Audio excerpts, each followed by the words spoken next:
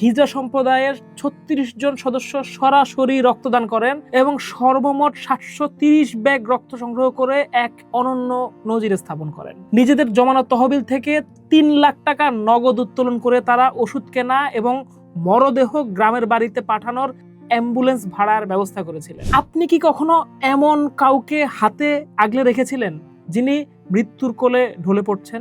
হাসপাতালের অনেক কর্মী যখন ভয়ে দায়িত্ব এড়াচ্ছিলেন, তখন প্রিয়া ও তার দল মৃতদেহগুলো স্ট্রেচারে তোলা, ওষুধ কেনা এবং রক্ত জোগাড় করার কাজে নিজেদের সঁপে দিয়েছিলেন। রক্তের তীব্র গন্ধে তারা অনেকদিন ঠিকমতো খেতে পারেননি।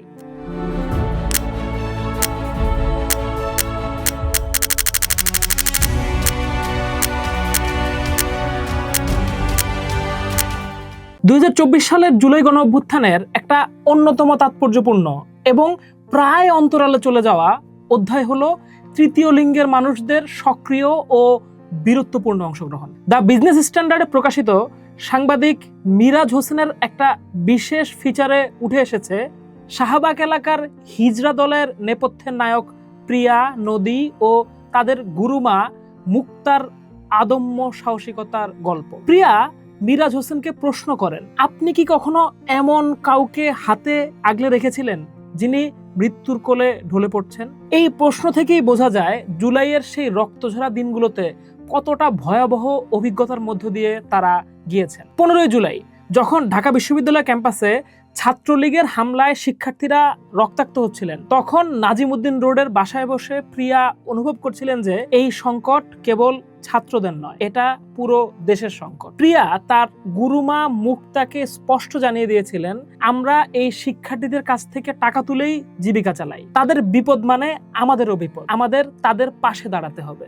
এই বোধ থেকেই হাবিবা, নদী, বৈশাখী ও মুগ্ধদের মতো সঙ্গীদের নিয়ে প্রিয়া ঢাকা মেডিকেল কলেজে স্বেচ্ছাসেবী হিসেবে যুক্ত হন। এমনকি তাদের দলের ৭৫ বছর বয়সী প্রবীণ সদস্য ঘরে বসে থাকেননি। 16 জুলাই যখন তারা ঢাকা মেডিকেলের জরুরি বিভাগে কাজ শুরু করেন, তখন হাসপাতাল কর্তৃপক্ষ তাদের হুমকি দিয়েও বের করে দেওয়ার চেষ্টা করেছিলেন, কিন্তু শত বাধা উপেক্ষা করে তারা স্ট্রেচার টানা এবং আহতদের আনা নেওয়ার কাজ শুরু করেন। 17 জুলাই থেকে যখন বুলেট বিদ্ধ মানুষের স্রোত হাসপাতালে আসতে শুরু করে, তখন তারাই হয়ে ওঠেন দিশেহারা স্বজনদের প্রধান ভরসা। হাসপাতালের সেই বিভীষিকাময় পরিস্থিতির বর্ণনা করতে গিয়ে প্রিয়া ও নদী সেই প্রতিবেদককে জানান, রিক্সা, ভ্যান ও ট্রাকে করে একের পর এক নিথর দেহ এবং রক্তাক্ত মানুষ আসছিল।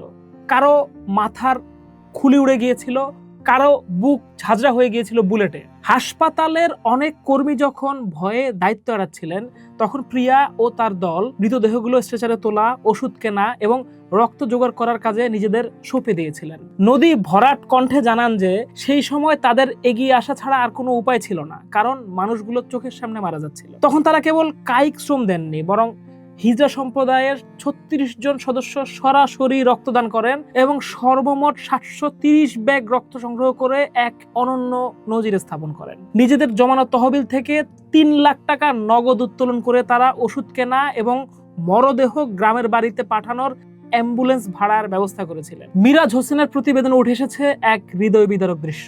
ঝিনাইদহের এক রিক্সাচালক বাবার স্কুল পড়ুয়া ছেলে গুলিতে মারা গেলে তার লাশ নেওয়ার টাকা ছিল না বাবার। প্রিয়া ও তার দল ১০,০০০ টাকা দিয়ে একটা অ্যাম্বুলেন্স ঠিক করে দিয়েছিলেন। এমনকি অ্যাম্বুলেন্স সিন্ডিকেটের বিরুদ্ধে লড়াই করে তারা সাধারণ মানুষের জন্য সাশ্রয়ী ভাড়ায় যাতায়াত নিশ্চিত করেছিলেন। প্রিয়া স্মৃতিচারণ করেন ২২ বছর বয়সী রিফাতের কথা, যে ছেলেটি ১৭ জুলাই থেকে তাদের সাথে কাজ করেছিলেন, কিন্তু পরে নিজেই বুলেটের শিকার হয়ে লাশের কাতারে নাম লেখায়। এমন অসংখ্য মৃত্যুর শোক কাঁধে নিয়ে তারা দিনরাত কাজ করেছেন। জুলাইয়ের সেই দিনগুলোতে প্রিয়াদের শরীর প্রায়ই রক্তে ভেসে যেত। রক্তের তীব্র গন্ধে তারা অনেকদিন ঠিকমতো খেতে পারেননি। ৫ আগস্ট শেখ হাসিনা পালিয়ে যাওয়ার খবর যখন দেশ জুড়ে উদযাপিত হচ্ছিল, তখনও প্রিয়া ও তার দল ঢাকা মেডিকেলে আসা নতুন নতুন মরদেহের ভার বইছিলেন। তারা 16 দিন টানা স্বেচ্ছাসেবক হিসেবে কাজ করেছেন। প্রথমে 16 জুলাই থেকে 25 জুলাই, পরে 1 থেকে 5 আগস্ট পর্যন্ত। সমাজের সবচেয়ে বঞ্চিত ও প্রান্তিক এই গোষ্ঠীটি যেভাবে নিজেদের জমানো সঞ্চয় নিয়ে মানুষের পাশে দাঁড়িয়েছে, তা বাংলাদেশের ইতিহাসে একটা বিরল উদাহরণ। প্রিয়া মনে করেন, জুলাইয়ের এই শহীদদের পরিবারগুলোকে রাষ্ট্রীয় মর্যাদা দেওয়া উচিত এবং তাদের পাশে দাঁড়ানো উচিত সরকারের। আন্দোলন শেষ হওয়ার পরেও এই লড়াকু মানুষগুলো দমে যাননি। জুলাইয়ের রেশ কাটতে না কাটতেই যখন ফেনী, কুমিল্লা ও নোয়াখালীতে ভয়াবহ বন্যা দেখা দেয়, তখন প্রিয়া ও তার দল পুনরায় সক্রিয় হয়ে ওঠেন। ঢাকা বিশ্ববিদ্যালয়ের টিএসসিতে ত্রাণ কার্যক্রমে তারা সরাসরি যুক্ত হন এবং বন্যায় সহায়তার জন্য প্রায় 7 লাখ টাকা দান করেন। টিএসসির স্বেচ্ছাসেবক ফয়সাল আহমেদ জানান যে হিজড়া সম্প্রদায়ের সদস্যরা কেবল অর্থই দেননি, তারা রাতভর প্যাকেট তৈরিতেও সাহায্য করেছেন। এর আগে বঙ্গবাজারের অগ্নিকাণ্ডের সময়ও তারা 23 লাখ টাকা দিয়ে সাহায্য করেছিলেন। তাদের এই অবদান প্রমাণ করে যে তারা কেবল অধিকার আদায়ের লড়াইয়েই নয়, বরং আত্মমানবতার সেবায়ও সম্মুখ সারির যোদ্ধা। বিজনেস স্ট্যান্ডার্ডের এই ফিচারটি প্রমাণ করে যে জুলাই গণহত্যায় আহতদের সহায়তায় হিজড়ারা ছিলেন প্রকৃত নায়ক। প্রিয়ার শেষ কথাটি একটা অমোঘ অঙ্গীকার। তিনি বলেন, যদি প্রয়োজন হয় আমরা আবারও এই কাজগুলো করব। এই সাহসী অবস্থান আগামী প্রজন্মের জন্য এক অনুপ্রেরণার উৎস হয়ে থাকবে। সময়ের অন্য পাঠ দেখুন। থাকুন ঢাকা পেপারসের সাথে।